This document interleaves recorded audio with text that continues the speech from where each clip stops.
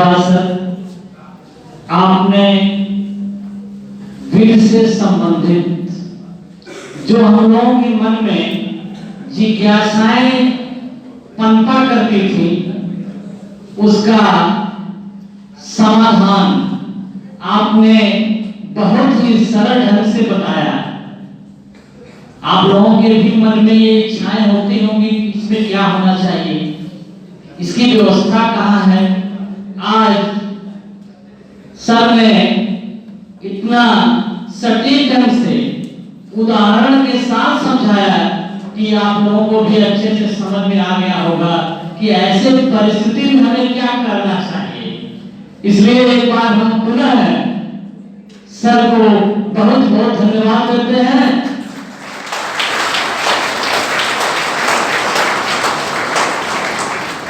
अब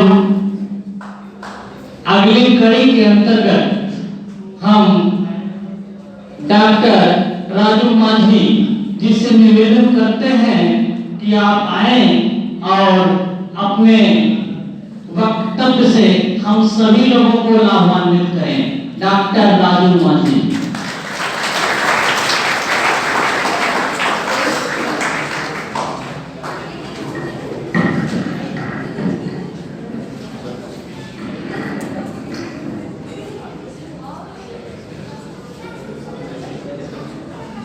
Thank you, Arvind ji. Am I audible? Very good.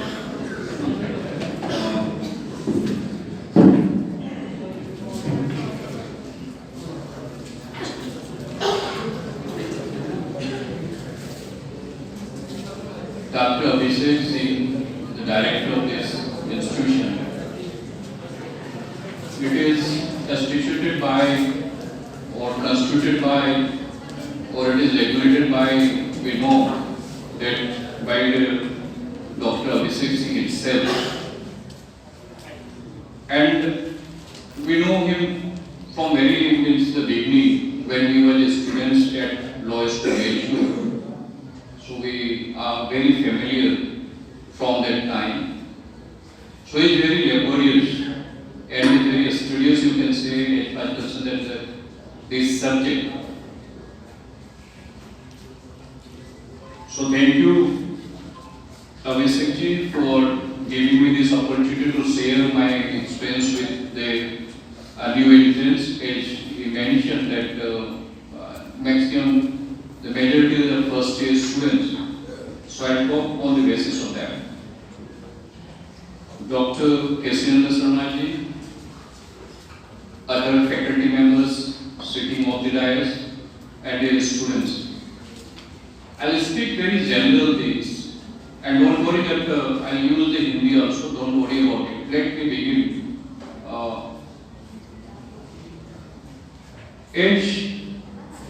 The Kesinanda Sharma is expert in the criminal law. So, what he has stated before you, mostly it is related with the illustrations based on the criminal. I will take some of the illustration from there. But my purpose is only to tell you that why you should be here, why you have joined this course, and how it will help you in your future.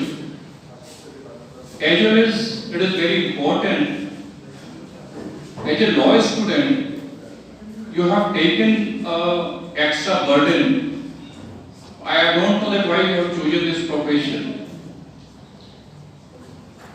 When I am teaching the first year students, the first day I am asking or I am telling them that why you people are here, why you have chosen this course. There are multiple, or you can say there are thousands of courses which is run in our country where there is a very good opportunity, the job opportunities. But besides that, why you have chosen this? So there is no specific answers from the students. I hope that the same kind of dilemma with you also. If you ask one by one that why you have joined this course, then there may be a different kind of somebody. Recently I asked my students because through the NTA means the old in the students.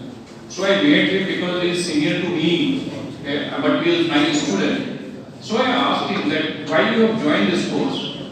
He answered me, sir, I have joined this course because we have the huge landed property and the sum of the property which is captured by the others. So my purpose of joining this to know that how this property can be protected. My purpose is not to join the judiciary examination. My purpose is not to join even in the as an advocate. So my purpose is only to protect my own property which my ancestor left for me. So there may be some of you have joined for this purpose. तो आपके कई कारण ऐसे हो सकते हैं। जैसा मैंने आपको ये बताने का प्रयास किया कि जब मैं फर्स्ट ईयर में क्लास में जाता हूँ तो पहले मैं उनसे पूछता हूँ कि आप बड़ी गलत जगह आ गए हो, और गलत जगह इसलिए आ गए हो कि इतने सारे कोर्सेज चल रहे हैं जहाँ पर जॉब अपॉर्चुनिटी बहुत अधिक हैं। इंजीनियर बन सकते थे, डॉक्टर बन सकते थे, आप मैनेजमेंट में जा सकते थे, उसके बावजूद आप ये लॉ करने क्यों आ गए? क्योंकि ये ऐसा एक कोर्स है जिस दिन से आप एडमिशन लेते हैं, अगर लोगों को पता चलता है कि आप यू आर लॉ स्टूडेंट, आपके पास कई तरह के प्रश्न आते हैं और डॉक्टर केसी नंदन ने आपके सामने रखे कि ये प्रश्न उभर कर आएंगे and you have to respond it. Now what is the problem with you? If you have joined this institution to collect a certificate that is LLB and to join as a member of the bar, so it is easy because due to the system, nobody can stop you whether you study or not. आप पढ़े या नहीं पढ़े ये degree देगी। ये degree कैसे मिलेगी आपको? क्योंकि व्यवस्था है और उस व्यवस्था के पार्ट आप हैं। लेकिन वहीं पर बड़ी आप गलती कर रहे हैं कि इस व्यवस्था के पार्ट्स को सर्टिफिकेट तो दिखेगी, लेकिन उस सर्टिफिकेट को लेकर आप बाहर घूम नहीं सकते हैं, क्योंकि हमेशा वो प्रश्न चिन्ह होंगे। मैं ये कहता हूं कि अगर कोई इतिहास से ग्रेजुएशन किया हुआ है या एमए किया हुआ है और बाहर में घूम रहा है, किसी व्यक्ति को ये दिलचस्प नहीं होगा कि बाबर का जन्म कहाँ हुआ, तो उसके दादा का क्या नाम था, उसके परदादा का क्या नाम था, बहुत दिलचस्प किसी को नहीं होगा और उससे पूछेंगे नहीं। उसके नॉलेज को, ज्ञान को वो टेस्ट नहीं करेंगे, लेकिन आपके नॉलेज और ज्ञान की टेस्ट जो है वो हर दिन होगी, हर समय होगा। और ऐसा भी वक्त आएगा कि या तो आप स्टडी करना शुरू करेंगे या फिर आप ये बताना छोड़ देंगे कि मैंने भी कभी एलएलबी किया हुआ, क्योंकि बहुत कठिन सब आपने सब्जेक्ट चुना है। जिस किसी कारण से भी चुना हो, आप अपने फ्यूचर इसी क्षेत्र में आप डेवलप करना चाहते हैं, इसके लिए आप सभी को मेरी शुभकामनाएं कि आप अच्छे से डिग्री प्राप्त करें, अच्छे वकील बने, जुडिशियल सर्विस में जाएं, अन्य सर्विस में जाएं। सिर्फ ये जो शुभकामनाएं मैं आपको दी, उसके लिए मैं सिर्फ आपको ये बताना चाहता हूं कि उसके लिए आपको कुछ करने पड़ेंगे, काम करने पड़ेंगे। और अगर उस काम को आप करते हैं तो आपके यहाँ फैकल्टी मेंबर्स जो हैं वो उनकी अपनी लिमिटेशंस होती हैं, आपको उससे बियॉन्ड जाके काम करना पड़ेगा। ऑब्वियसली क्योंकि अपनी एक लिमिटेशंस होती है, लेकिन उससे बियॉन्ड आपको जाके काम करना पड़ेगा। जो टारगेट आप फिक्स किए हुए हैं उसको प्राप्त करने के लिए टारगेट हमेशा कठिन होता है, लेकिन कोई ऐसा टारगेट नहीं है जो असंभव होता है। Everything which you have determined that I will achieve that, you will achieve that. Only for that what you do, that you have to make a plan and you have to work accordingly. हम लोग सभी Hindu philosophy को थोड़ा बहुत जानते होंगे। Hindu philosophy में जीवन चक्र को ही प्लानिंग के साथ किया गया है कि आपको बाल्यावस्था में क्या असाइन किए गए हैं, उसके बाद आपको क्या असाइनमेंट है। तो ये असाइनमेंट जैसे हम अपने जीवन चक्र में करते हैं, उसी तरह से आप अगर किसी क्षेत्र में आप अगर उसको प्राप्त करना चाहते हैं फिर आपको करना पड़ेगा। मैं यही से अपनी बात शुरू करता हूं कि आपको क्या करना है आगे के लिए। आगे के लिए करने के लिए जैसा अभी शर्मा जी ने बड़ी विस्तार से आपको बताने का प्रयास किया कि लॉ, अब उसको हम लोग साधारण भाषा से समझने के पश्चात हम लोग फिर आगे बढ़े। जूरिस्प्रूडेंशियल एस्पेक्ट जब आप देखेंगे तो लॉ को स्कॉलर्स ने कई अलग-अलग रूप से परिभाषित करने का प्रयास किया है। साधारण जीवन में अगर आप जब देखेंगे तो एक लाइन में आप उसको समाहित कर सकते हैं। क्या है लॉ? क्या है? तो नॉर्म्स हैं, वो किसी भी रूप में आ सकते हैं, हम लोग बाद में उसमें बात करेंगे, किसी भी रूप में आ सकते हैं, मीन्स एक नॉर्म्स है। ये नॉर्म्स समाज से आ सकती हैं, ये नॉर्म्स जब राज्य ना तो राज्य से आती है या देश से आती है। तो देश के द्वारा या राज्य के द्वारा जो नॉर्म्स आपके लिए बनाई गई है, उस नॉर्म्स में सिर्फ इतना ही लिखा गया है कि what you have to do, to what extent you can do and what you have not to do. आपको क्या करना है, किस हद तक आपको करनी है और आपको क्या नहीं करना। जब इस बात को हम समझने का प्रयास करते हैं तब हमको यह समझ में आता है कि law regulates the human behaviour. Law क्या करती है, जो नॉर्म्स हैं, जो लिखे गए हैं, it's only regulate our behaviour. What is that behaviour? We decided that this is why, because this is good for us. हमें ये करने के लिए इसलिए कहा जाता है या करने की छूट इसलिए दी गई कि वो हमारे लिए अच्छा है, और हमारे लिए जो अच्छा है उसको प्राप्त करने में दूसरे को किसी तरह की नुकसान नहीं होनी चाहिए। जो केसरी से बार-बार इस बात को बढ़ाने का प्रयास कर रहा था कि आप दूसरे के अधिकार को भी, ऐसा नहीं है कि उसके अधिकार पर आप हस्तक्षेप करेंगे तो ट्रेसपास हो जाएगा, फिर आईटीसी सामने आ जाएगी। और तीसरी बात कि हमें नहीं करनी है।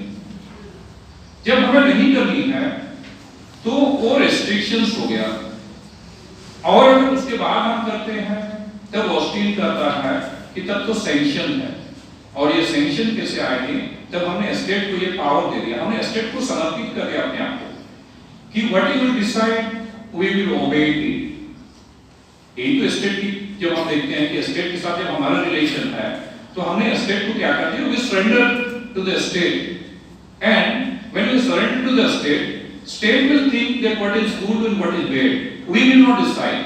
You will find every day, you will find in the society that some of the people they are talking what it is bad, but once the state decided that it is good, so you have to obey it. मेरा कहने का तात्पर्य है कि राज्य को जब हम ये अधिकार दे देते हैं तो राज्य क्या करती है कि वो निर्धारित करती है, हमारी परिभाषा अपने पास रहती है कि हम अच्छा क्या समझते हैं, बुरा क्या समझते हैं, वो अपने आप अपने पास रखती है। जब हम अपने पास इस चीज को रखते हैं तो क्या उसको कभी हम इंप्लीमेंट कर सकते हैं? तब हमें देखने पड़ेंगे केसरी जी की बात को थोड़ा सा मैं यहाँ दोहरा रहा हूँ। उन्होंने राइट्स की बात की। जब हम लोग राइट्स की बात करते हैं तब राइट्स को हम लोग बेसिकली तीन तरह से हम लोग राइट्स को बांट सकते हैं। If you try to categorise rights तब हम लोग उसको कहते हैं कि एक तो हम लोग कह सकते हैं कि नेचुरल राइट्स है, दूसरी हम कहते हैं कि ये मोरल राइट्स है, और तीसरी हम कहते हैं कि लीगल राइट्स है। और कॉन्स्टिट्यूशन आने के पश्चात एक दूसरी तरह की एक वर्ड्स इनकॉर्पोरेट किए गए जिसको हम कहते हैं कि फंडामेंटल राइट्स है। Before that there is no any sorts of you can say the words which were incorporated in any statute book in the name of the fundamental rights. Fundamental की बात होने की जाती थी, वो या तो नेचुरल होते थे या फिर मोरल होते थे और लीगल राइट्स होते थे। जब हम नेचुरल राइट्स की बात करें तो नेचुरल राइट्स को मैक्सिमम जिसकी हम बात करेंगे जब आप ह्यूमन राइट्स पढ़ेंगे, when you read the human rights, at that time you find the human rights is also called the natural rights. Natural right means it cannot be taken out, क्योंकि state जब भी आपको परिभाषा के अंतर्गत कोई rights देती है तो स्टेट ये भी पावर रिजर्व कर लेती है कि हम इसको विथड्रॉ कर सकते हैं। ठीक है, वो नॉर्मली नहीं विथड्रॉ करते, लेकिन कुछ परिस्थिति पर, कुछ अवस्थाओं पर, in a certain conditions where the state reserves that power, that rights can be withdrawn. The natural rights cannot be withdrawn. सांस लेने का अधिकार, क्या ये सरकार ऐसा कर सकती है कि आपको सांस लेने आप नहीं देंगे? नहीं कर सकती। लेकिन राइट टू मूवमेंट ये रोक सकता है, क्योंकि ये राइट टू मूवमेंट इसलिए रोक सकता है, आप लोगों ने एक्सपीरियंस किया, सभी हम लोग उसके साक्षी हैं, जब पेंडेमिक आया, कोविड आई, तो सरकार ने हमें ये राइट्स, हमारा राइट टू मूवमेंट बंद कर दिया। ये राइट टू मूवमेंट आर्टिकल 19 में है। देखिए कितनी बारीकी से उस राइट्स को वहां लिखा गया कि आर्टिकल 19 को रीजनेबल रिस्ट्रिक्शंस डाल दिया गया, और ये रीजनेबल रिस्ट्रिक्शंस ये था क्योंकि वो पेंडेमिक आपके जीवन को खतरा है, उसके आधार पर आपके फंडामेंटल राइट्स को विथड्रॉ किया गया, लेकिन नेचुरल राइट्स को विथड्रॉ नहीं। लेकिन वहां भी हमने एक रिस्ट्रिक्शन लगा दिया कि ठीक है आप सांस लीजिए लेकिन आप पूरी सांस मत लीजिए। हमने कहा कि मास्क यूज करना जरूरी है, जब भी आप किसी व्यक्ति के संपर्क में आ रहे हैं इतनी दूरी बनाकर रखें। That means reasonable restrictions justify करती है state and the state can push, but the state can not से नहीं अब तो इससे सांस से ये बीमारी फैल रही है, अब सांस कोई व्यक्ति लेगा ही नहीं इस देश में, वो नहीं कर सकता। सो ये नेचुरल राइट्स वो ही फंडामेंटल राइट्स में हम लोगों ने उस समय रखा कुछ चीजों को। दूसरी तरफ से जब हम बात करते हैं कि Constitution is one of the documents in everywhere, in every country, which is treated as the highest law. We also do the same thing. हम लोग तो वही काम करते हैं, हमारे देश में भी वही है कि संविधान से ऊपर कोई लॉ नहीं है। लेकिन संविधान के अलावा जो लॉ बनाने का अधिकार हम लोगों ने दे दिया, ये संविधान के द्वारा ही दिया कि लेजिस्लेचर जो है पार्लियामेंट को ये अधिकार दे दिया हम लोगों ने कि वो लॉ इनेक्ट कर सके। जब वो लॉ इनेक्ट करती है तो फिर क्या करती है, वो एक तरह से हमारे नॉर्म्स निर्धारित करती है। जितने भी लॉ हैं वो नॉर्म्स निर्धारित की गई है, क्योंकि कॉन्स्टिट्यूशन में हर चीज को नहीं लिखा जा सकता। कॉन्स्टिट्यूशन में हर सारी चीजों को आप नहीं लिख सकते थे। तो एक हम लोगों ने जिसको जब आप पढ़ना शुरू करेंगे, जो स्टूडेंट्स में पढ़ेंगे, तो फिर ग्रांड नॉर्म सब आएंगे। उसका मतलब कि ये एक बेसिक लॉ है और जितने भी लॉ बनेंगे इसके ऊपर नहीं होंगे। और इसीलिए केसी सर ने एक शब्द इस्तेमाल किया कि अनकॉन्स्टिट्यूशनल, असंवैधानिक। ये असंवैधानिक हम कैसे करेंगे, क्योंकि उनके द्वारा बनाया गया है और उसको ये अधिकार संविधान द्वारा प्रदत्त है। लेकिन जब उसको हम कहते हैं कि अनकॉन्स्टिट्यूशनल है, तब हम उसको फिर एनालिसिस करते हैं, और ये एनालिसिस करने का काम हमने किसको दे दिया, हमने जुडिशियरी को दे दिया।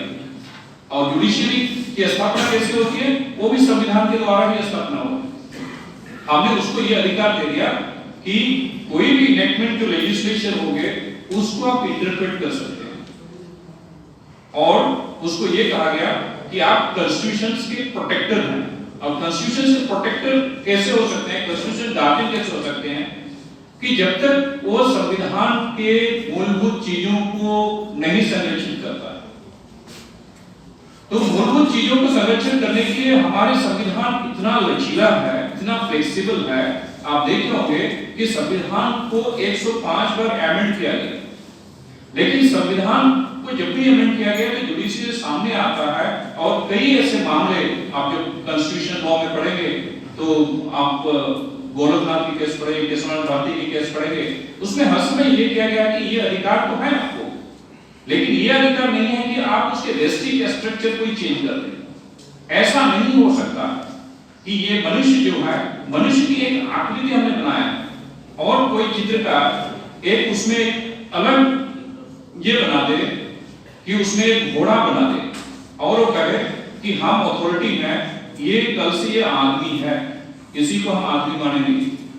ब्रॉडर जब वो कहेगा तब वो एरिस्टोटल की डेफिनेशंस को सामने लेके आएगा और वो कहेगा कि एवरीवन, वो क्या कहेगा कि जितने भी क्रिएचर्स हैं, वो कहेगा कि उसका डेफिनेशंस क्या कहता है, वो कहता है कि man is a social animal.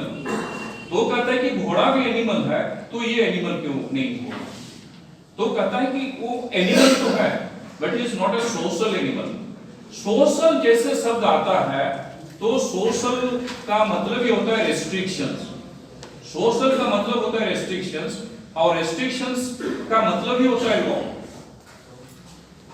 Restrictions क्योंकि ह्यूमन नेचर ऐसा है कि वो हर चीजों को अपना समझता है, पूरे नेचर को अपना समझता है, और वो कहता है कि ये नेचर द्वारा प्रदत्त है तो ये मेरा है। तो ये नेचर्स के जो अन्य क्रिएचर्स है उसका भी उतना ही अधिकार है, क्योंकि आप जब हिंदू फिलोसफी को पढ़ने का प्रयास करेंगे, जब पढ़ाए जाएंगे आपको हिंदू लॉ, तो थोड़ी बहुत उसकी चर्चा होगी, क्योंकि एलएलएम लेवल पर अधिक चर्चा होती है। लेकिन जब यहाँ भी चर्चा करेंगे तो वो भी कहेगा कि जितने भी क्रिएचर्स हैं, even non living things, all these are created by the God. If the God created all of us, then everyone had that rights. इसीलिए हमारा जो अधिकार है, उस अधिकार को नियंत्रित किया जाता है कि आप उसी सीमा तक आप उसको एक्सप्लॉइट करेंगे, उसके अलावा आप बाहर नहीं जाएंगे। नहीं तो फिर वो क्या होगा, फिर कंफ्लिक्ट होगा। ऐसा नहीं है कि आप और हमारे बीच में, मनुष्य और मनुष्य के बीच में कंफ्लिक्ट होती है। जब हम दूसरे के राइट्स को हम छीनने का प्रयास करेंगे तो फिर उसके और हमारे बीच में कंफ्लिक्ट होगी। आप हर दिन न्यूज़पेपर में पढ़ते होंगे कि एक तेंदुआ शहर में आ गया। ये शहर में क्यों आया? क्योंकि उस शहर में आया नहीं है, एक गलत न्यूज आपको बताया जाता है। हम वहां शहर बना, तो वो जाएगा कहां? हम जहां उनका निवास स्थल था उसको हमने उसको ही शहर बना दिया, और हम कहते हैं कि तेंदुआ शहर में आया। वो शहर में नहीं आया, वो उसका निवास स्थल ही था, उसको हम डेली भगाते रहे। लेकिन उसको, जैसे हम कहीं भी रहते हैं तो अपने एंसेस्टर जो फैमिली है, क्योंकि रोजगार के लिए आप बाहर चले जाते हैं, कहीं दूसरे जगह घर बना लेते हैं, ये सारी बातें आपकी समस्या पर है। लेकिन एक समय आता है कि आप उसको देखने के लिए जाते हैं। उन लोगों के साथ भी वही है, वो भी सेंसिटिव है, हमारे उतना नहीं है, लेकिन सेंसिटिव के मामले में वो हमसे भी अधिक है। तो इसलिए कॉन्स्टिट्यूशंस जो है ये आपके एक बेसिक नॉर्म्स हैं, और जितने भी आप सभी हैं, ये सिर्फ आपके लिए काम ये नहीं है, ये हर किसी को जानने की जरूरत है। और ये एक ऐसा सब्जेक्ट है आपके लिए जिसको हर समय आपको रिलेट करना पड़ेगा। सर बता रहे थे procedure established by law, administrative law अपने आप आएगा। जैसे हम कहेंगे कि नहीं ये फंडामेंटल राइट्स हैं, तो अदर राइट्स, लीगल राइट्स की बात आएगी कि उसको हम कैसे प्रोटेक्ट करें। ठीक है, फंडामेंटल राइट्स में नहीं है तो हम उसको फिर कैसे प्रोटेक्ट करें। ठीक है, हमारे कुछ अन्य राइट्स जो हैं उसको फंडामेंटल राइट्स के लिस्ट में नहीं रखे गए, संविधान के अनुच्छेद 12 से 35 के बीच में नहीं रखे गए, लेकिन 36 से 51 के बीच में भी बहुत ऐसे हमारे राइट्स हैं जो हमारे जीवन के लिए आवश्यक हैं। हमको लगता है कि वो फंडामेंटल राइट्स से बहुत अधिक आवश्यकता है, लेकिन उसको वहां नहीं रखा गया, क्योंकि हर तरह की चीजें हर समय स्टेट से आप अपेक्षा नहीं कर सकते हैं। शायद यही वजह है कि उसको हम लोगों ने directive principle of state policy part 4 में हम लोगों ने रखा। लेकिन पार्ट 4 में जब रखा गया तो वहां पर इस बात को, संविधान में इस बात को लिखा गया कि पार्ट 4 का मतलब ये नहीं है कि स्टेट कहेगा कि मेरे पास तो रिसोर्सेस नहीं है, स्टेट ऐसा करके बाहर नहीं निकल सकता है। ये स्टेट के लिए गाइडलाइंस है कि ये आपका कर्तव्य है, ये आपका कर्तव्य है, इसको आपको पूरा करना है। लेकिन दोनों को जब हम लोग कंपेयर करते हैं तो एक सिर्फ इतना ही फर्क हम लोग को दिखता है कि एक राइट्स जो है, पार्ट 3 के राइट्स जो है, वो हम क्या कर सकते हैं, कोर्ट के द्वारा रिड्रेस करा सकते हैं, कोर्ट के माध्यम से हम उसका समाधान ले सकते हैं। ये हमको एम्पावर्ड करती है, हमको ये पावर देती है। और ये पावर कहां से? क्योंकि ये संविधान से दिया हुआ। कोई भी आप देखेंगे पावर आपको कहां से मिला? तब हम कहेंगे कि संविधान से दिया हुआ है। हम हाई कोर्ट में जा सकते हैं 226 के अंतर्गत, 226 के अंतर्गत हाई कोर्ट में जा सकते हैं, या सीधे हम सुप्रीम कोर्ट में जा सकते हैं आर्टिकल 32 के अंतर्गत। तो ये आपको जानने की जरूरत है। आपको ये भी जानने की जरूरत है कि अगर कुछ जो जुडिशियरी है, क्या ये ऐसे कुछ मामले हैं जहां पर सुमोटो एक्शन ले सकती है, तो आपको ये भी जानने की जरूरत है कि हाँ, ये सुप्रीम कोर्ट को ये अधिकार दिया गया है कि वो सुमोटो एक्शंस 142 के अंतर्गत तो ले सकती है। तो ये आपको कहां से पता चला? ये मुझे कैसे पता चला? क्योंकि हमने उसको थोड़ा सा आपसे पहले पढ़ने का प्रयास किया। कोई यहां पर कोई अभिमन्यु जैसा नहीं है, सबको यहीं पर सीख रहा है। एकमात्र आजकल सिर्फ महाभारत में दृष्टांत मिलता है कि अभिमन्यु जो थे वो मां के गर्भ से बहुत से चीज सीख के आए थे। बाकी सभी चीजें जो हम यहीं पर सीखते हैं, इसलिए आपको भी वही करना पड़ेगा जो हम कुछ साल पहले कर गुजरे हैं। आपको उसी रास्ते से जाने की जरूरत है। लॉ को जब हम ह्यूमन बिहेवियर को एक्टिवेट करने की बात करते हैं, मैंने आपसे एक शब्द इस्तेमाल किया कि ये पूरी जितनी व्यवस्था है उन सारी चीजों को समाहित किसी भी टेक्स्ट बुक में नहीं किया जा सकता है। और यही वजह है कि समय समय पर जो टेक्स्ट बुक या जो लेजिस्लेचर जिसको आप इनेक्टमेंट करते हैं, लॉ करते हैं, अलग अलग समय में अलग अलग लॉ आए हैं। उसका कारण यह है क्योंकि सोसाइटी चेंज होती जाती है। सोसाइटी आज जिसको कहता है कि ये इलीगल है, कल परिस्थिति ऐसा आ सकता है कि उसको लीगल कर दे। जब हम लीगल थे तो हमारे लॉ में लिखा हुआ है कि ये लीगल है, तो हमको उसको लीगलाइज करने के लिए हमें फिर उस अधिनियम में या तो परिवर्तन करने पड़ेंगे, एमेंड करने पड़ेंगे, या फिर हमको रिपील करके नए अधिनियम को लाने पड़ेंगे। तो ये प्रोसेस जो है, लॉ स्टैटिक नहीं हो सकता। लॉ चेंजेस होते हैं, और चेंजेस क्यों हम लाते हैं? क्योंकि सोसाइटी चेंज हो रही है। और लॉ का काम है कि जो जरूरत चीजें हैं, जितनी सोसाइटी की नीड्स हैं, उन चीजों को पूरा करने के लिए नए लेजिस्लेशन की हमें आवश्यकता पड़ती है। और जैसे जैसे नए लेजिस्लेशन आएंगे, आपका पढ़ने का काम वो चलते रहेगा। इसलिए मैंने आपको कहा था कि ये जब आप कोर्स एक बार ज्वाइन कर लिए हैं, तो आपको क्या पहला काम क्या करना पड़ेगा? आपको पढ़ने की हैबिट डालनी पड़ेगी। आपने ग्रेजुएशन में कैसे किया है, हमको कोई लेना देना नहीं है। आप कैसे ग्रेजुएट होके आए हैं, अभिषेक जी को कोई लेना देना नहीं है।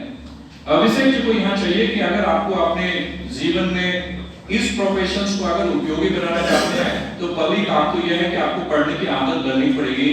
क्योंकि every day the law is taking the different shape. Law जो है वो एक दूसरे ढांचा को प्राप्त कर रहा है, और उस दूसरे ढांचा को जानने के लिए आपके पास कोई माध्यम नहीं है, सिर्फ आपको क्या करना है कि पढ़ने है। So every day you will find the Supreme Court is interpreting a particular law in a different way, and the Supreme Court से जो आती है डिसीजंस आपको पढ़ाए जाएंगे, वो हाई कोर्ट के लिए, और जो लोअर कोर्ट है उसके लिए वो बाध्यकारी हो जाता है कि उसी आधार पर होंगे। तो एक वो जजमेंट जो हम लोग यूज नहीं करते हैं, यहाँ पर कहते हैं ऐसा, लेकिन वो प्रेसिडेंट के रूप में हम लोग उसको यूज करते हैं, और ये बाध्यकारी है। कॉन्स्टिट्यूशनल नॉर्म्स हैं कि ये लोअर कोर्ट और हाई कोर्ट पर सुप्रीम कोर्ट के जो निर्णय दिए गए हैं वो अप्लाई किए जाते हैं। वो एक बहुत ही कंक्रीट सोर्स है। जब आप लॉ में आप जब सोर्सेस ऑफ लॉ पढ़ेंगे तो आपको ये पढ़ाया जाएगा। तीसरी बात मैं ये आपको कहना चाह रहा हूं कि अभी मैंने लीगल राइट्स की बात की। लीगल राइट्स एक ऐसी राइट्स है जो लॉ के द्वारा प्रोटेक्ट की जाती है, जो लॉ के द्वारा प्रोटेक्ट की जाती है। वो कॉन्स्टिट्यूशनल राइट्स है नहीं। कॉन्स्टिट्यूशनल राइट तो प्रॉपर्टी राइट्स आपको दे दिए गए हैं, वहां पर आपको है। लेकिन जब हम इंटरनेशनल डॉक्यूमेंट्स को पढ़ते हैं तो राइट टू प्रॉपर्टी की बात करता है, वो राइट टू प्रॉपर्टी की बात करता है। जब ह्यूमन राइट्स लॉ को आपको पढ़ाया जाएगा तो ऊपर राइट टू प्रॉपर्टी की बात की, क्योंकि नेचुरल राइट से जोड़ता है उसको, वो फंडामेंटल राइट से जोड़ता है उसको। लेकिन हम लोग फंडामेंटल राइट से हटा के फिर हम लोगों ने उसको कॉन्स्टिट्यूशनल राइट में रखा कि कॉन्स्टिट्यूशनल प्रोटेक्टेड है। लेकिन जब हम लीगल राइट्स की बात करते हैं तो किसी स्पेसिफिक लॉ से उसको प्रोटेक्ट करने की जरूरत पड़ती है। मैंने आपको कहा कि आप जब लॉ के करियर की बात करेंगे तो लॉ के करियर की जब भी आप बात करते हैं तो हम लोग यही देखते हैं कि बार और बेंच। बेसिकली स्टूडेंट्स दिमाग में यही रहता है या तो मैं एडवोकेट्स करूंगा, मैं बार साइड ज्वाइन करूंगा, या फिर मैं बेंच में आऊंगा, जुडिशियल मैजिस्ट्रेट बनूंगा या जज बनूंगा। यही एक दिमाग में रहती है। आपके लिए जुडिशियल मैजिस्ट्रेट की दरवाजा खुलती है। आप फिर प्रैक्टिस में जाएंगे तो फिर आप हाई कोर्ट में या फिर कुछ जो हायर जुडिशियल में है तो कुछ जा सकते हैं। अदरवाइज अभी तक जो प्रावधान है अपने देश में तो उसमें आपको प्रैक्टिस से ही आप हाई कोर्ट और सुप्रीम कोर्ट में जज के रूप में नियुक्त किए जा सकते हैं। बहुत ऐसे रेयर चांसेस आते हैं कि जो जुडिशियल मैजिस्ट्रेट या हायर जुडिशियल में गए उसके बाद वो जज बने। तो इलेक्टेड सिस्टम है, वो सिस्टम अभी भी काम कर रही है। रिसेंटली जो आप देखेंगे कि कॉन्स्टिट्यूशन डे के अवसर पर एक बार फिर प्रेसिडेंट को द्वारा इस बात को उठाया गया है कि ये भी एक ऐसा कमीशन होना चाहिए जहां पर जुडिशरी के अपॉइंटमेंट की बात की जाए। इसके पहले इस बात को उठी थी, अब फिर वो बात कॉन्स्टिट्यूशन डे पर महामहिम प्रेसिडेंट ने इस बात को रखा। लेकिन अब उसमें तो आप देख रहे हैं कि हमेशा कंट्रोवर्सी चलती रहती है, उसकी हम बात नहीं कर रहे हैं। सिर्फ हम ये कर रहे हैं कि दोनों ही जगह आप या तो बार में ज्वाइन करें मींस एज एन एडवोकेट या फिर बेंच में ज्वाइन करें, दोनों के लिए बराबर की काम है। बराबर की काम के मामले में जब आप देखते हैं तो इनको भी फाइल जाता है, जज को भी या जुडिशियल मजिस्ट्रेट को भी फाइल जाती है, उसको स्टडी करना पड़ता है, तब दूसरा दिन वो डिसीजन दे पाता है। लेकिन उसके लिए थोड़ा सा सहूलियत क्या होता है कि उसको असिस्ट करने वाले एडवोकेट्स होते हैं। तो एडवोकेट्स कैसे असिस्ट करेंगे? अब आजकल आप जब YouTube में देखेंगे तो कुछ हाईकोर्ट्स के जो लाइव टेलीकास्ट होते हैं और उसमें जब देखेंगे तो वकीलों की इतनी धज्जियां उड़ाई जाती हैं, और ऐसा मैं ये नहीं कर रहा हूं कि उसको डिग्रेड किया जाता है क्योंकि वो अथॉरिटी है इसलिए डिग्रेड कर रहा है, ऐसी बातें नहीं है। आप देखेंगे तो उसमें देखेंगे कि एडवोकेट्स जो है एकदम प्रिपेयर होकर नहीं जाता। उसका कारण जो भी हो, या तो उसको जानकारी नहीं है क्योंकि मल्टीपल तरह के केसेस होते हैं, तो आपको हर तरह की नॉलेज होगी ये भी कोई जरूरी नहीं होती। तो इसलिए स्पेशलिटी होना चाहिए, नहीं स्पेशलिटी है तो किसी को हायर कर लीजिए ताकि वो आपके विभाग में करे, ये व्यवस्था है। लेकिन अगर आप खुद वहां चले जाते हैं और कुछ जो मौलिक बातें आपसे पूछा जाता है कि आपके मौलिक बातें वहां ये होती हैं कि प्रेयर होती है। सबसे कोई भी जब आप प्लेट लिखेंगे तो उसका अंतिम जो है कि वो प्रे आप करते हैं। प्रे ये करते हैं कि इसको क्यों ये मिलना चाहिए, ये रेमेडीज आप लिखते हैं कि ये रेमेडीज मिलना चाहिए, ये रेमेडीज क्यों मिलना चाहिए, आप जस्टिफाई करते हैं कि ये केस के इफेक्ट को सुप्रीम कोर्ट के डिसीजंस को देते हुए आप उसको जस्टिफाई करते हैं कि मेरे मुवक्किल को ये रेमेडी मिलना चाहिए क्योंकि ये प्रोटेक्टेड है, इसलिए ये मिलना चाहिए। आपको पता चला कि जज साहब ने कुछ बेसिक क्वेश्चंस पूछ लिया कि भाई ठीक है आप राइट टू प्रूफ की बात कर रहे हैं, आप हमको 10 को केस बता दीजिए कि जहां पर सुप्रीम कोर्ट, क्योंकि आप दुहाई बार-बार दे रहे हैं कि सुप्रीम कोर्ट ने ये कहा है, सुप्रीम कोर्ट ने ये कहा है, सुप्रीम कोर्ट ने ये कहा, तो सुप्रीम कोर्ट की ठीक है आप राइट टू प्रूफ की बात कर रहे हैं, ये मुझे भी पता है कि आर्टिकल 21 में कहा है, आप ये हमको 10 केस बता दीजिए, मैं जिसके आधार पर मैं एक बार समझने का प्रयास करूंगा कि हाँ भाई आपके इसको ये रेमेडीज मिलना चाहिए। तो उस रेमेडीज के लिए आपके पास क्या तैयारी होनी चाहिए, आपके पास ये सारे तैयारी होनी चाहिए। मींस होमवर्क की हमेशा जरूरत पड़ती है। एडवोकेसी इतनी आसान काम नहीं है, जुडिशियल मजिस्ट्रेट बनना आसान काम है। आप एक एग्जाम पास करते हो, इंटरव्यू हो जाती है, आप बन जाते हैं, लेकिन आपको मैं दूसरी बात ये कह रहा हूं कि अब उसमें भी उतनी सुरक्षित आप नहीं है, आपको इतने बर्डन दिए जाते हैं और आपको डिसीजंस लेने पड़ेंगे, और डिसीजन लेने के लिए आपको फिर पढ़ने की आवश्यकता होगी क्योंकि आप भी उतने ही लॉ पढ़े होते हैं जितने जुडिशरी की जरूरत होती है। केसेस वहां आते हैं तो मल्टीपल नेचर के केसेस आपको दे दिए जाते हैं। ऐसा नहीं है कि भाई ये तो आपको क्रिमिनल लॉ पढ़ के आए हुए हैं, आपको क्रिमिनल सिविल लॉ पढ़े हुए हैं तो सिविल नहीं, ऐसा नहीं है कि वो वही आए। तो फिर आपको जितना यहां नहीं पढ़े हुए हैं वहां आपको पढ़ने पड़ेंगे, लेकिन अगर आप यहां थोड़ा सा पढ़ के जाते हैं तो वहां आपको कम पढ़ना पड़ेगा क्योंकि आपकी जो सब्सटेंटिव लॉ है या जो पेनल प्रोविजंस है या जो प्रोसीजर लॉ है, अगर आप अपने स्टडी के दौरान अगर आप उसको पढ़े हुए हैं तो फिर आपके लिए वहां उसको फिर दोबारा पढ़ने की जरूरत नहीं है। तब आप क्या करेंगे, वहां स्पेसिफिक प्रोविजंस को पढ़ेंगे। फॉर एग्जांपल आपके सब्जेक्ट यहां पर बैंकिंग लॉ सपोज नहीं चलता हो, अगर चलता है तो लेट नहीं चलता, और आपके पास एक केस आ गया कि भाई डिजोनर ऑफ चेक बाउंस किया, अगर आपके पास केस आ गया, आप उसको क्या करेंगे? आपने न तो स्टूडेंट्स लाइफ में पढ़ा है न कभी पढ़े, आपके पास आ गया, आपको क्या करना पड़ेगा? आप ये नहीं वेट करेंगे कि कल हमको तो जाना है कोर्ट में, बुलाया जाएगा, एडवोकेट साहब इसको नैरेट करेंगे। एडवोकेट साहब की वो स्थिति है, वो प्रे लिख के आ गया, बेल में भी ग्रांटेड। आप वो ये नहीं जान रहा है कि बेल क्यों ग्रांटेड किया जाए, क्योंकि वो कभी भी उसको नेगोशिएबल इंस्ट्रूमेंट्स को पढ़ा नहीं, सेक्शन 138 के बारे में उसको क्या एसेंशियल्स है उसकी जानकारी उसको है ही नहीं है। तो इसके समाधान के लिए आपके पास क्या है, सोर्सेस हैं। सोर्सेस के रूप में क्या है कोर्ट के सामने, स्टैट्यूट है। लेकिन वो स्टैट्यूट को पढ़ेगा तभी तो उसमें डिसीजन देगा। क्या आईपीसी में उसके लिए कोई पेनल्टी का प्रोविजन नहीं किया गया है?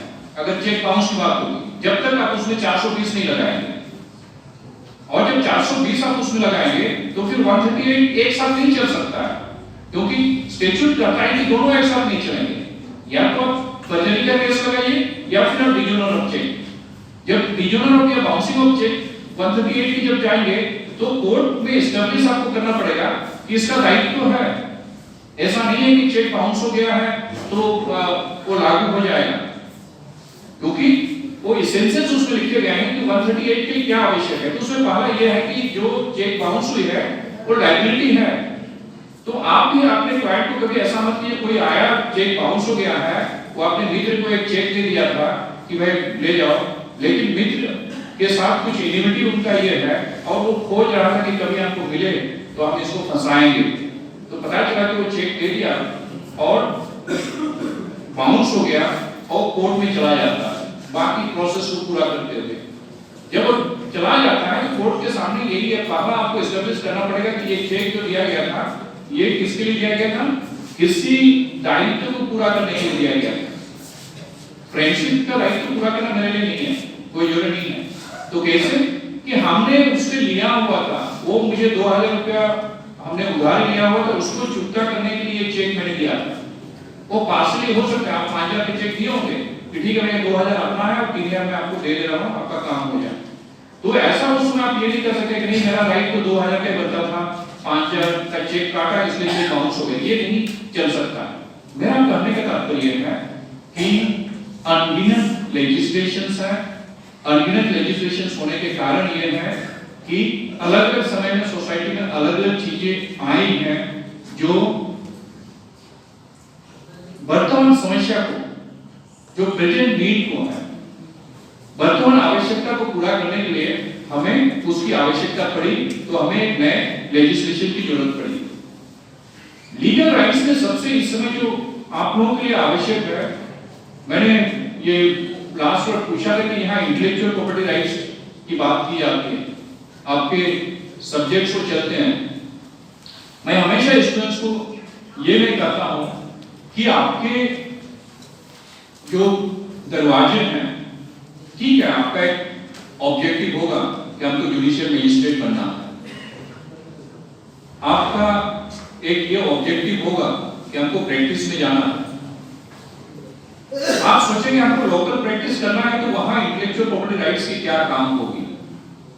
मैं आपको बता रहा हूं कि आने वाले समय में इंटेलेक्चुअल प्रॉपर्टी की बहुत बड़ी भूमिका आने वाली है और उसकी जब इन्फ्रिंजमेंट की जब बात करें तो फिर वो डिस्ट्रिक्ट कोर्ट से शुरू होती है। जितनी उसकी इन्फ्रिंजमेंट जो अथॉरिटी है वो प्रारंभिक जो होती है वो डिस्ट्रिक्ट कोर्ट से शुरू होती है। तो डिस्ट्रिक्ट कोर्ट में जाएंगे अगर किसी की इंटेलेक्चुअल प्रॉपर्टी राइट्स का वायलेशंस होता है तो ऐसा नहीं है कि आप जुडिशियरी के सिलेबस में अगर इंटेलेक्चुअल प्रॉपर्टी राइट्स नहीं है तो हम उसको पास करने के लिए पढ़ेंगे। मैं आपको बता दूं कि जो साइंस बैकग्राउंड से है वो पेटेंट एजेंट बन सकते हैं अगर उसको नॉलेज है इंटेलेक्चुअल प्रॉपर्टी की और साइंस ग्रेजुएट्स है।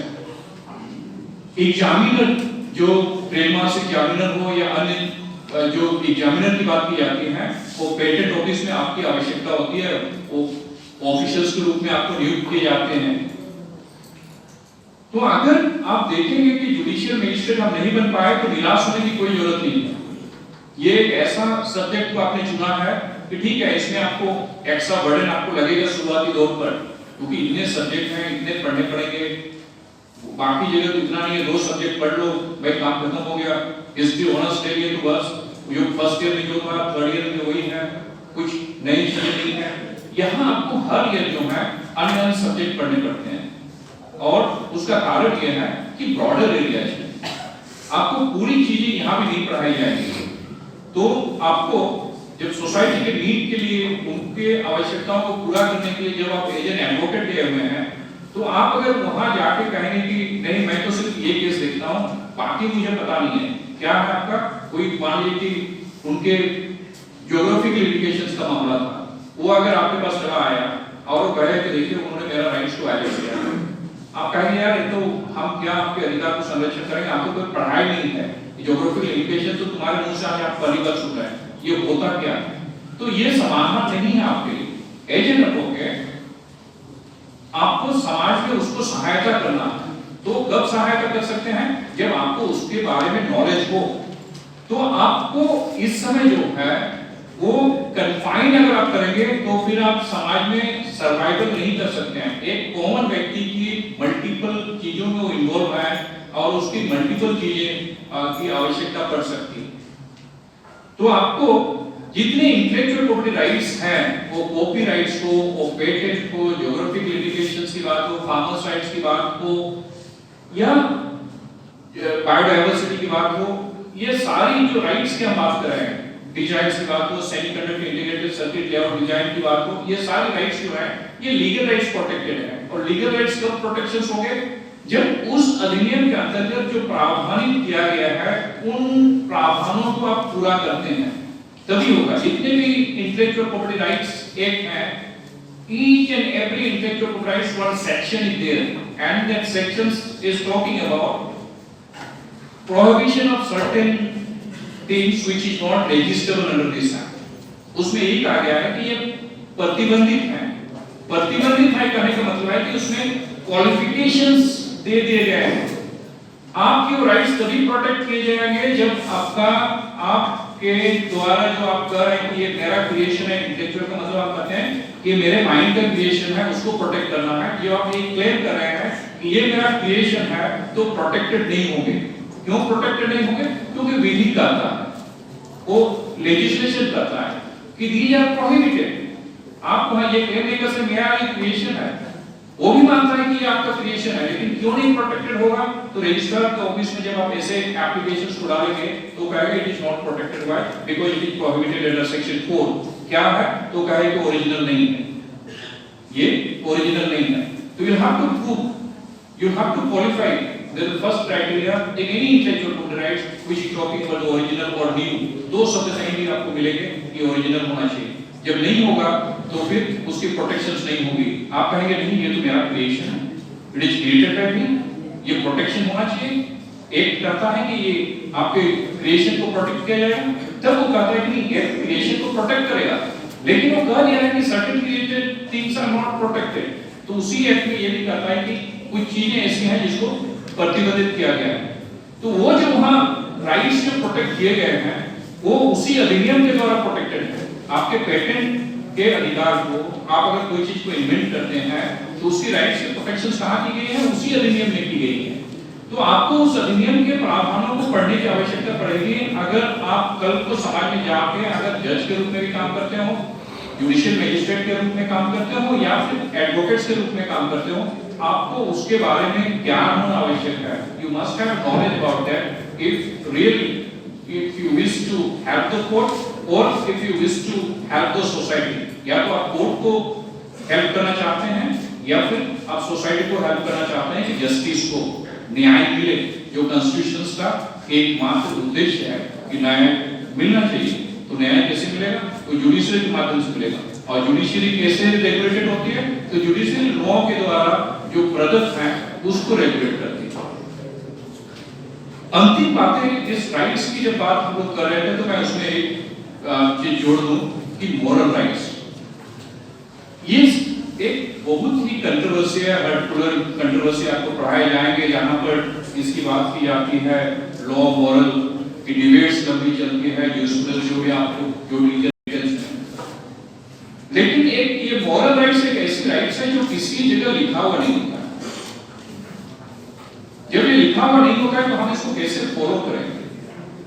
लेकिन आर्टिकल 13 को जब आप पढ़ेंगे तो वहां कस्टम की बात की जाती है। और कस्टम्स क्या करते हैं कि हम अपने बिहेवियर को खुद रेगुलेट करते हैं। चोरी नहीं करना चाहिए, आईपीसी में नहीं लिखा हुआ चोरी नहीं करना चाहिए। सर बात कर रहे थे आईपीसी चोरी की बात कर रहे थे, आईपीसी में चोरी करने नहीं लिखा हुआ है। उसमें कहीं ये नहीं किया है। किसी ने चोरी किया होगी उसको परिभाषित किया गया है, ये नहीं किया गया कि चोरी नहीं की जानी चाहिए। ये कहां से हमको सीख मिलती है? ये हमारे सोशल नॉर्म से हमें सीख मिलती है। ये रिलीजियस थॉट में उसमें लिखा गया है, किसी एस्टेशन बुक में नहीं लिखी गई। ये रिलीजियस थॉट में जो हमारे सोसाइटी को रेगुलेट करती है, जिसको आप कस्टम्स कहें, बिहेवियर कहें, यूजेज कहें, अलग-अलग लॉ को जब पढ़ेंगे तो अलग-अलग बुक में, लेकिन वो बिहेवियर का पार्ट है। और हम उसको रिलीजियसली क्या करते हैं? सैंक्शन देते हैं।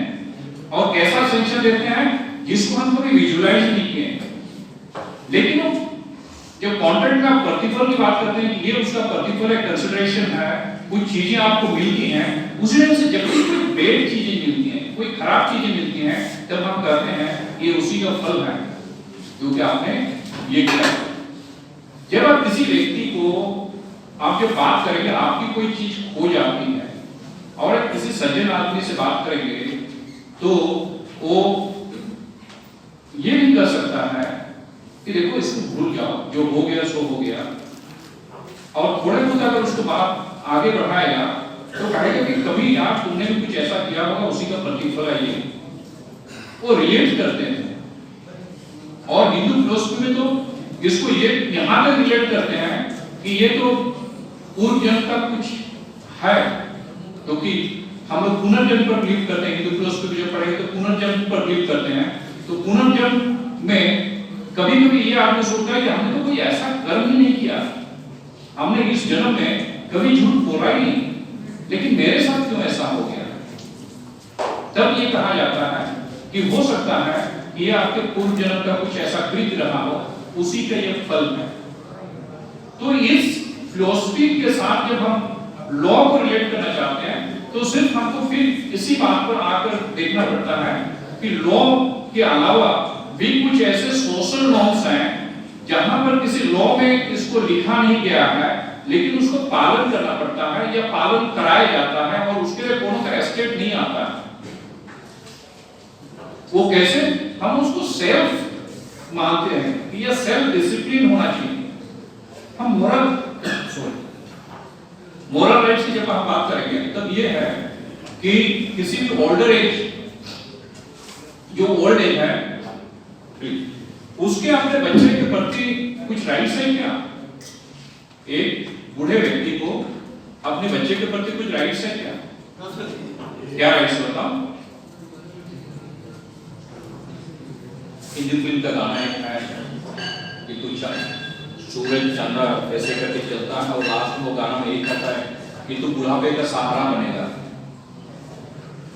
ये हमारे जो सोशल नॉर्म्स हैं उसमें हमेशा ये बताया गया है कि बच्चे जब छोटा होता है तो पेरेंट्स की ऑब्लिगेशंस है। जैसे हम ऑब्लिगेशंस की बात करते हैं तो दूसरे को राइट है, वो बच्चा का अधिकार है कि शिक्षा प्राप्त करना है। हमारा ऑब्लिगेशंस क्या है, ये पेरेंट्स, कि हमको उनको शिक्षा देना है। बुढ़ापे में जस्ट अपोजिट हो जाता है वहां पर, क्योंकि हमारी स्थिति जब वो बच्चे में जब वो नहीं समझ पाता था, नहीं कर पाता था, वो स्थिति हमारी आ जाती है बुढ़ापा में। जब बुढ़ापा में ये स्थिति आती है तो फिर हमारा क्या है, तब हम ऑब्लिगेशंस देते हैं कि नहीं ये सोशल ऑब्लिगेशंस है। ये जो बच्चे हैं जो बड़े हो गए हैं, ओल्ड पेरेंट के लिए वो सहारा बनेंगे और उनके हर उनका अधिकार क्या हो गया कि आप मेरा देखभाल करो। ये कस्टम्स में प्रिवेल करती है हमारे, ये रिलीजियस थॉट में प्रिवेल करती है। लेकिन जब इसको देखा गया कि नहीं वहां से नहीं हो रहा है, तब हम लोगों ने ओल्ड एज के लिए भी अधिनियम बनाया। ऐसा नहीं है कि वो सोसाइटी के प्रिवेल नहीं कर रहा था, लेकिन सोसाइटी हमेशा ये देखती है कि सैंक्शन नहीं, हमको तो कोई दंड नहीं कर सकता है, तो फिर हम क्या करेंगे, हम उसको डिसरिगार्ड करेंगे, डिसोबे करेंगे। और जैसे जैसे ये डिसोबे करेंगे, तब मैंने कहा कि कल को ये सोसाइटी से रेगुलेट अपने आप हो जाती थी, सेल्फ होती थी, अब उसको क्या कर दिया गया कि अधिनियम ला दिया गया, आपको मेंटेनेंस देना पड़ेगा। तो हमने सीआरपीसी को उसको डाल दिया कि नहीं पेरेंट्स भी इसमें इंक्लूड है, 125 से 127 में उसके लिए हमने प्रावधान रखा। अब क्या होगा कि आप ये स्टेट आपको बाधित करती है, जैसे इनेक्टमेंट का पार्ट होगा तो state will come forward and he will compel to you that it is your duty and you have to fulfill. If you not do, then the consequences is that there is a punishment. वहां पर दंड का प्रावधान किया गया है। उसी ढंग से जब ये इंटरनेशनल लॉ और म्युनिसिपल लॉ की जब बात की जाती है तो स्कॉलर्स अभी भी जो इंटरनेशनल लॉ जब आप पढ़ेंगे तो वहां पर सबसे बड़ा पहला क्वेश्चन से ही रेज किया जाता है कि whether international law is true law और नॉट। ये कंट्रोवर्सी स्टार्ट की जाती है और ये 15वीं 16वीं शताब्दी से ये बातें चलती हैं। उस समय जब थी तो परिस्थितियां कुछ अलग थी और उस समय जब ये हॉलैंड ने ये स्टेटमेंट दिया था ये सही रहा होगा क्योंकि इंटरनेशनल लॉ का उसमें उतना प्रभावी नहीं था। इसलिए प्रभावी नहीं था क्योंकि स्टेट का इंटरेक्शन से एक दूसरे से नहीं होता, तो इंडिपेंडेंट रहते थे। हम अगर इंडिपेंडेंट रह सकते हैं तो हम किसी दूसरे व्यक्ति का अधिकार को नहीं छीनेंगे, किसी दूसरे व्यक्ति के अधिकार को हम ट्रेसपास नहीं करेंगे। लेकिन जैसे हम डिपेंडेंट हो जाएंगे तो हमें उसकी जरूरत पड़ेगी। रेगुलेट करने की जरूरत कहां पड़ती है? जब हम दूसरे व्यक्ति के इंटरेक्शन में आते हैं। तो इंटरनेशनल लॉ भी आज जो है वो ऐसा नहीं है कि आपके सिलेबस में उतना इंपॉर्टेंस उसको नहीं दिया जाता है, लेकिन डे टू डे लाइफ में वो आ गई। उसका कारण यह है कि मल्टीनेशनल कंपनी का आना, मल्टीनेशनल कंपनी के आने से आपको कॉन्ट्रैक्ट प्रभावित होगा, आपके जॉब अपॉर्चुनिटीज प्रभावित होंगे, जॉब से रिलेटेड होंगे। तो इंटरनेशनल लॉ उस ढंग से नहीं देखा जा सकता है कि जब लोग ही इसको प्रश्न कर रहा है कि इंटरनेशनल लॉ है कि नहीं है तो फिर इसको पढ़ने की क्या जरूरत है, लेटेस्ट एस्टेब्लिश हो जाए। लेकिन स्कॉलर के लिए जो इंटरनेशनल लॉ के सपोर्टर हैं वो इस बात को एस्टेब्लिश कर चुके हैं कि इंटरनेशनल लॉ भी लॉ है, सिर्फ काम करने का तरीका अलग है। म्युनिसिपल लॉ जो है वो कैसे करती है, वो वर्टिकल करती है, ऊपर से आता है, स्टेट ने ये कहा इसको मानना पड़ेगा। इंटरनेशनल लॉ क्या करते हैं, हॉरिजॉन्टल काम करती है क्योंकि हर स्टेट की अपनी अपनी एक ही स्थिति है। तो दोनों लॉ जब आप देखेंगे तो अलग अलग परिस्थिति में, लेकिन इस लॉ को आपको जानने की जरूरत है। मेरा कहने का तात्पर्य ये था कि आप जिस किसी जो आपके सिलेबस में प्रेस्क्राइब किए गए हैं वो जो हर दिन आपको जिसकी आवश्यकता पड़ेगी उसको इनकॉर्पोरेट किया गया है। उसके बाद जो नए आयाम जो है उनको इनकॉर्पोरेट करने का प्रयास किया गया है। सारे लॉ की अपनी जगह अपनी इंपॉर्टेंस है, इसलिए जब आप स्टडी करेंगे ऐसा नहीं है कि कॉन्स्टिट्यूशन लॉ को अटेंड कर लिए और बाकी सब्जेक्ट यार बेकार है, उसका तो जुडिशियल में कोई मतलब ही नहीं है, तो ऐसा नहीं है। मैं पहले दिन क्लास में दूसरी बात बच्चों को ये बताता हूँ कि मैं लिख के दे सकता हूँ कि तुम लोग मेरे भी स्टूडेंट्स हो, लेकिन मैं ये लिख के दे सकता हूँ कि तुम सभी जुडिशियल मजिस्ट्रेट नहीं बन सकते हो। तो वो बड़ी अचंभित होकर देखते हैं कि सर आप मेरे टीचर हैं, फिर आप ऐसा क्यों बोल रहे हैं। मैं इसलिए ये उनको बोलता हूँ कि ये मेरे को नहीं बोलना चाहिए, ये तो कोई रिक्शा चलाने वाला ही बोल सकता है। क्यों बोल सकता है?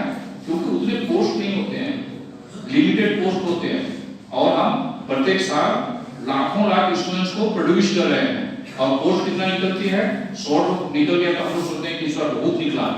किसी भी स्टेट में अगर जुडिशियल की 100 पोस्ट निकलती है तो हम लोग सोचते हैं कि बहुत पोस्ट निकला हुआ है। और जब हमारे राजनेता भाषण देते हैं तो वो क्या कहता है, 140 करोड़, 140 करोड़ में 100 को डिवाइड करें तो कैसे काम चलेगा।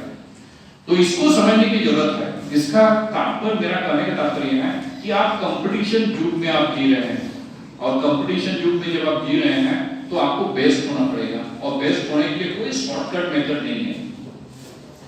क्या है?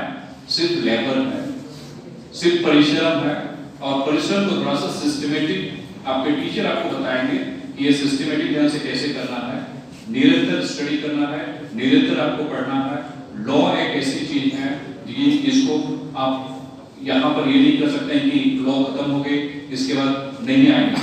राइट टू इंफॉर्मेशन कौन बात करता था कि ये भी एक लॉ आ जाएगा। इंटेलेक्चुअल प्रॉपर्टी कौन सोचता था कि इसकी भी अलग से विधि आ जाएगी। और हर जो पुरानी विधि है उसको समाज के नीड के अनुसार आप देखते होंगे कि नए लॉ लाए जाते हैं, नए लॉ बनाए जाते हैं, तो उसको आपको फिर से स्टडी करने की जरूरत पड़ती है। तो ये निरंतर गतिविधि है। मेरी शुभकामना यही है कि आप जब यहाँ आ गए हैं, इसका तात्पर्य है कि आप समाज में एक अलग बर्डन को शेयर करने के लिए आए हैं। और आप लॉ के इतिहास को जब पढ़ेंगे तो आपके फ्रीडम फाइटर जो रहे होंगे उसमें मेजॉरिटी जो है वो लॉ बैकग्राउंड से, क्योंकि उनको जानकारी थी कि लॉ क्या है और उसकी लड़ाई लड़ते थे। आज भी आपको आपकी उतनी ही जरूरत है समाज में।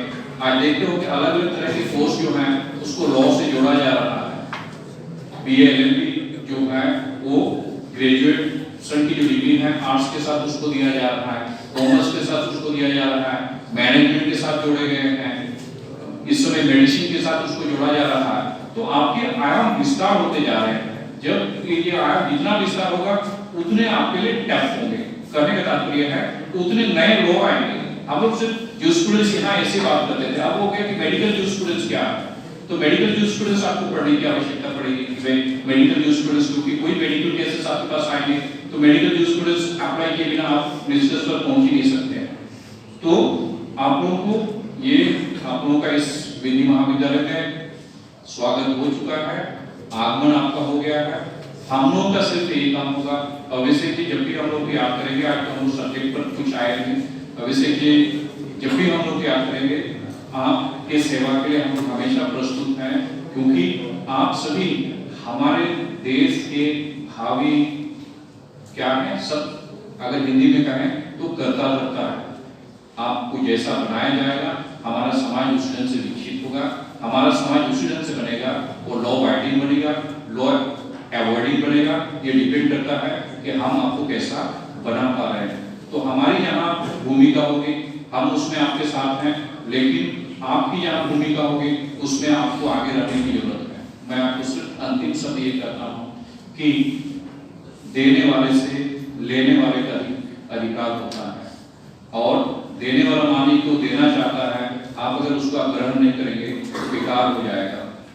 आपको मान लीजिए कि आपके हाथ में कोई चीज हम देना चाह रहे हैं, अगर आप हाथ को ऐसे करके ऐसे हटा देंगे तो फिर वो बेकार हो जाएगी, वर्थलेस हो जाएगी। उसी ढंग से ये आपका अधिकार है कि आप अपने पैसा दिया है। आजकल एजुकेशन नाम का आर्टिकल 21A में रखा गया है, लेकिन एजुकेशन देश की व्यवस्था में ऐसी हो गई है कि बिना पैसा का आपको एजुकेशन मिलने वाला है नहीं। जब आप पैसा दे रहे हैं तो फिर आपका राइट्स क्या है कि आप क्लास अटेंड करें। ऑब्वियसली जी का राइट तो क्या है, तो आपको टीचर प्रोवाइड करें, आपकी क्लासेस रेगुलर चलें। तो ये राइट्स एंड ऑब्लिगेशंस तो क्रिएट हो गए, क्योंकि कॉन्ट्रैक्ट का मतलब ही होता है राइट्स एंड ऑब्लिगेशन क्रिएट करना। तो इन सारी चीजों को बारीकी से समझने की जरूरत है। जब बारीकी से आप समझ जाएंगे तो फिर आप जब कोर्ट पे जाएंगे तो आप अपने क्लाइंट के अधिकार को संरक्षित कर सकते हैं। हमें उम्मीद है कि आने वाले दिनों में जब हम लोग यहाँ आएंगे तो हम लोग ये सुनाई देगा कि आपके कॉलेज के 4 छात्र जो हैं वो जुडिशियल मजिस्ट्रेट बन गया। किसी भी इंस्टीट्यूशन के लिए, किसी भी टीचर के लिए वो जो घड़ी होती है जब उनके छात्र किसी ऊंचाई को प्राप्त करता है, कोई और ये उसको आप देख नहीं पाते। टीचर की जो खुशी होती है वो उद्गार नहीं करता होगा, लेकिन वो जब बाहर जाता है तो यही कहता है कि हमारे वहाँ एक स्टूडेंट्स है। इससे बड़ी बात और नहीं हो सकती है। इन्हीं के साथ में अपनी वाणी में अपना दे रहा हूँ।